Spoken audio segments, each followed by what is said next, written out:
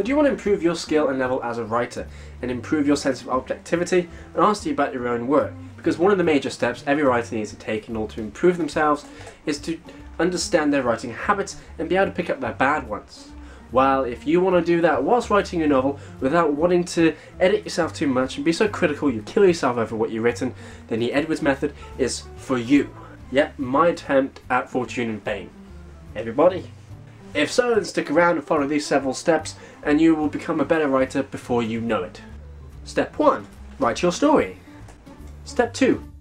Choose a day where you will reread over your progress. Step 3. On the day in question, reread your work. Step 4. Underline or change the colour of any sentences you are really happy with. Pieces of dialogue, action, description, anything you're proud of or got a spark of, or anything you find particularly good. Step 5. Italicize or change the text to grey any sentence you feel repeat points you've already made, redundant, or something you feel doesn't add to the drama of the character, to the conflict, to the setting, to the tone.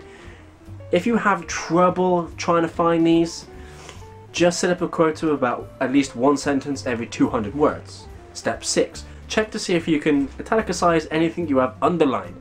This will help you determine if you have certain indulgences that don't really do much at all, aka your bad writing habit. Step 7. Repeat for every progress you make until the end. Now, your overall objective with this is not to get to the point where you have nothing italicized, nothing you think is bad, and to have everything underlined and have everything you think is good.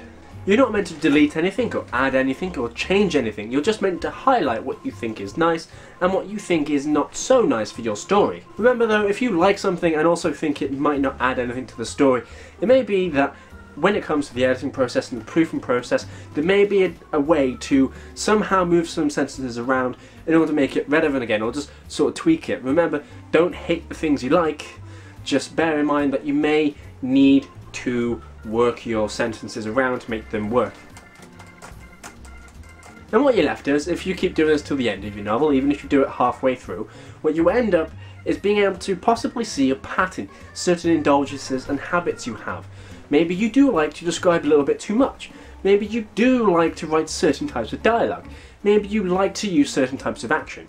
Remember, the idea is just to be honest and objective about your work, not critical. Ergo, don't delete or add anything. So I find it's a really good way for me to be aware of my writing habits so I can improve myself, but also gives me some level to work with come the editing stage, which is the most difficult sort of stage for me on my own.